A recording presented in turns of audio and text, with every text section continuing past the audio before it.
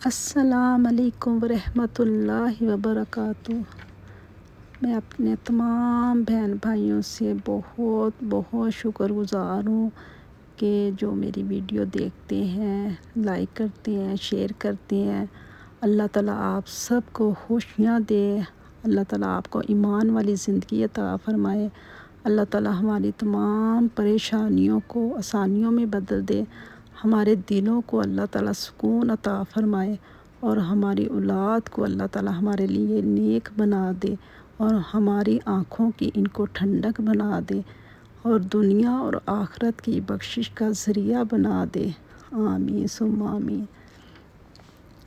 دیکھیں، اسلام نے عورت کو جو مقام دیا ہے نا، وہ کسی بھی مذہب نے، کسی بھی سماج نے عورت کو وہ مقام نہیں دیا، وہ نام نہیں دیا، ان کو وہ حقوق نہیں ملے جو اسلام نے عورت کو دیے ہیں۔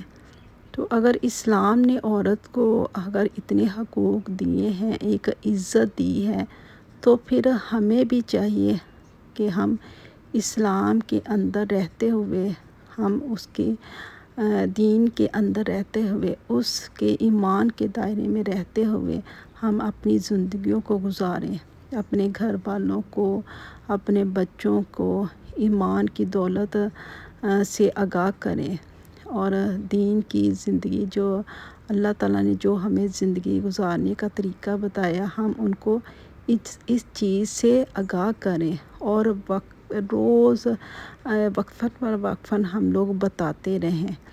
تو ہم نے ہی اپنے گھر کو جنت بنانا ہے، اور ہم نے ہی اپنے گھر کو دوزخ بنانا ہے۔ جو جنتی عورتیں ہیں نا، وہ انہی صفات سے اللہ تعالیٰ ان کو جنت میں بھیجے گا۔ یہی جنتی عورتوں کی صفات ہے کہ ہم لوگوں نے جو اپنے لباس کی حفاظت کرنی ہے، ہم نے جو پردے کی حفاظت کرنی ہے، ہم نے اپنی عزت کی حفاظت کرنی ہے، اپنی زبان کی، اپنی حیا کی، ہر اس چیز کی حفاظت کرنی ہے جو اللہ پاک نے ہمیں ایک عورت کو ایک با پردہ رہنے کا حکم دیا ہے۔ تو ہماری جو اسلام میں اسی مقام پہ عزت کہ ہم لوگ اپنی عزت کی حفاظت کریں گے، تو ہمیں پھر وہ حقوق بھی ملیں گے دنیا میں، سماج میں، عورت کا جو حقوق ہے۔ تو آج ہم عورتیں کسی اور حقوق کے لیے چل پڑی ہیں نا، کہ ہمیں جی اور حقوق چاہیے۔ تو جو اسلام کے حقوق ہے، وہ جو ہمارا مقام ہے، ہمارے اسی وجہ سے تو ایک عورت کے درجات بلند ہے، ہمارا ایک مقام ہے، ہمارا نام ہے۔ آپ صلی اللہ علیہ وآلہ وسلم نے عورت کو کتنا اچھا مقام دیا ہے، کتنا اچھا مقام دلایا ہے عورت کو۔ تو کیونکہ ایک مسلمان عورت، ایمان والی عورت ہی اس کے درجات بلند ہوتے ہیں۔ اللہ تعالیٰ نے دیکھیں، ایک باپ کا ایک درجہ رکھا ہے، اور ماں کا جو ہے وہ 3 درجے ہیں ماں کے۔ تو ہمیں کتنا درجہ ہو گیا، ہمیں کتنا اونچا مقام مل گیا۔ تو ہم لوگ ایمان کی دولت، کیونکہ ہم نے کلمہ پڑھا ہے، ہم ایمان والی ہیں، تو ہماری جو ہم عام عورتوں میں نہیں ہیں، ہماری جو صفات ہے نا، وہ اللہ تعالیٰ بیان کرتے ہیں کہ ہمارا درجہ اونچا ہے، ہمارا درجہ ہے جو ہمیں جو اللہ تعالیٰ نے ایک مقام دیا ہے، وہ ہمارا اونچا ہے۔ تو ہم نے اس مقام کا، اس درجے کا غلط استعمال نہیں کرنا، ہم نے اچھا استعمال کرنا ہے۔ تو ایک جب کلمہ پڑھ لیتی ہے عورت، تو وہ توحید کا کلمہ پڑھتی ہے، تو ہم اس کلمے جو ہم لوگ لا الہ الا اللہ محمد رسول اللہ پڑھتے ہیں، تو ہم اس ایمان والی زندگی کے اندر آ جاتے، اس ایمان والی زندگی کے اندر داخل ہو جاتے ہیں۔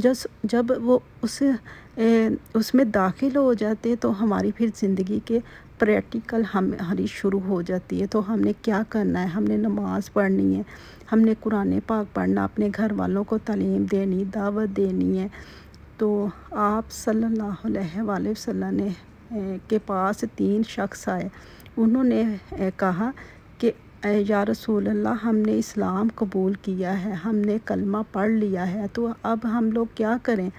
تو آپ صلی اللہ علیہ وآلہ وسلم نے فرمایا کہ تم لوگوں نے ابھی کلمہ پڑھا ہے، تم ایمان کی حالت میں نہیں ابھی آئے، ایمان میں داخل نہیں ہوئے۔ تمہارا ایمان تبھی مکمل ہوگا جب تم پوری طرح مسلمان تبھی ہوگے جب تم ایمان کی حالت میں آ جاؤ گے، ایمان کے دائرے میں آ جاؤ گے۔ تو اس میں پریکٹیکل ہماری جو لائف شروع ہوتی ہے نا، وہ ایمان میں ہی آ کے شروع ہوتی ہے۔ مسلمان تو ہم ہو جاتے ہیں، کلمہ پڑھ لیتے ہیں، ہم لوگ مسلمان ہیں، لیکن جب تک ہم لوگ نماز نہیں پڑھیں گے، قرآن نہیں پڑھیں گے، اپنی جو زندگی ہے توحید کی زندگی ہے وہی نہیں گزاریں گے، تو ہم پکے مسلمان نہیں ہیں۔ ہم تب تک کچے مسلمان ہیں کیونکہ ہم نے صرف کلمہ پڑھا ہے، ہمیں ایمان کی دائرے میں نہیں آئے۔ ہم پکے مسلمان اس وقت ہوتے ہیں جب ایمان کے دائرے میں آ جاتے ہیں، ہم وہ سارے کام اللہ کے حکم کے مطابق کرتے ہیں، اللہ کے جو حقوق ہیں وہ ادا کرتے ہیں، تو پھر ہم لوگ پکے مسلمان ہوتے ہیں۔ تو آج جو ہماری زندگی گزر رہی ہے وہ ہم لوگ پکے مسلمان نہیں ہیں، کچے مسلمان ہیں ہم لوگ۔ جیسے ہمارا کھانا پینا، ہماری زندگی کی ضروریات، ہمارے کام ہماری وہ پکی ہماری ضروریات ہیں، اسی طرح ہمارا نماز بھی پڑھنا پکا ہونا چاہیے، قرآن بھی پڑھنا ہماری ضروریات کا حصہ ہونا چاہیے۔ جیسے ہم کھانے کے بغیر نہیں رہ سکتے، اس طرح ہمیں نماز بھی قائم کرنی، اس کے بغیر بھی ہم لوگ نہیں رہ سکتے۔ نماز پڑھے بغیر عورت کبھی بھی جنت میں داخل نہیں ہو پائے گی، قرآن پاک پڑھے بغیر، یہ ساری ہماری پریکٹیکل لائف شروع ہو جاتی ہے۔